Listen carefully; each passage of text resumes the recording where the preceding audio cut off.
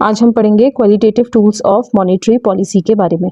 Monetary policies क्या होती हैं? मॉनेटरी पॉलिसी वो पॉलिसीज़ होती हैं आरबीआई की जिनके थ्रू आरबीआई इकोनॉमी में मनी की सप्लाई को और क्रेडिट को कंट्रोल करने का काम करते हैं। तो फर्स्ट क्वालिटेटिव टूल है मार्जिन रिक्वायरमेंट। मार्जिन रिक्वायरमेंट क्या होता है? डिफरेंस होता है लोन अमाउंट का और सिक्योरिटी का। तो स्टूडेंट्स, हमने बैंक से लोन लेने के लिए अपनी जो भी सिक्योरिटी बैंक के पास रखी है उसकी अमाउंट और जो लोन हमें उस सिक्योरिटी पे मिल रहा है बैंक से, उस अमाउंट के बीच का जो डिफरेंस होता है उसे हम बोलते हैं मार्जिन रिक्वायरमेंट।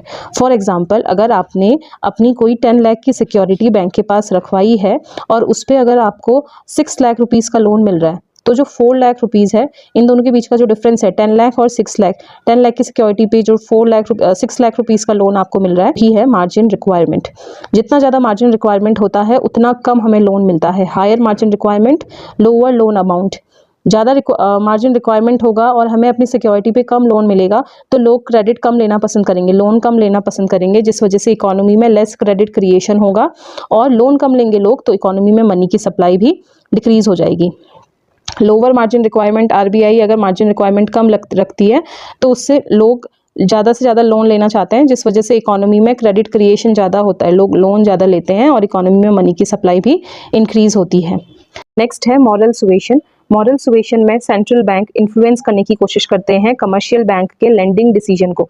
लेंडिंग डिसीजन यानी कि कब लोन देना है, कब लोन नहीं देना है, एडवाइस के थ्रू, रिक्वेस्ट के थ्रू, स्पीचेस के थ्रू और हिंट्स के थ्रू। और इन सारी चीज़ों में कोई भी स्ट्रिक्ट रेगुलेशन नहीं होती है। अगर कमर्शियल बैंक सेंट्रल बैंक से इन्फ्लुएंस नहीं होते हैं या सेंट्रल बैंक के अकॉर्डिंग काम नहीं करते हैं तो उस पर उन्हें कोई भी पनिशमेंट नहीं मिलती है।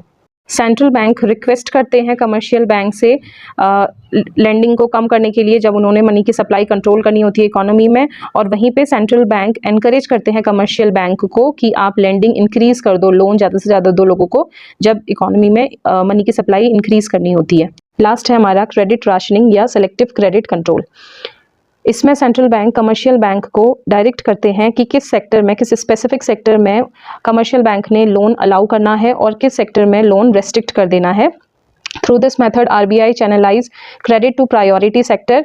इस मेथड के थ्रू आरबीआई जो प्रायोरिटी सेक्टर होती है आरबीआई के लिए, इकोनॉमी के लिए जो प्रायोरिटी सेक्टर होती है, जो डेवलप नहीं हो पा रही होती है, या गवर्नमेंट या आरबीआई जिस सेक्टर को डेवलप करना चाहते हैं उस सेक्टर में आरबीआई लोन प्रोवाइड करने के लिए बोलती है कमर्शियल बैंक को और रेस्ट्रिक्ट कर देती है उन जगहों पे लोन देने के लिए जहाँ पर लोन की ज़रूरत नहीं है या जो ऑलरेडी डेवलप्ड है।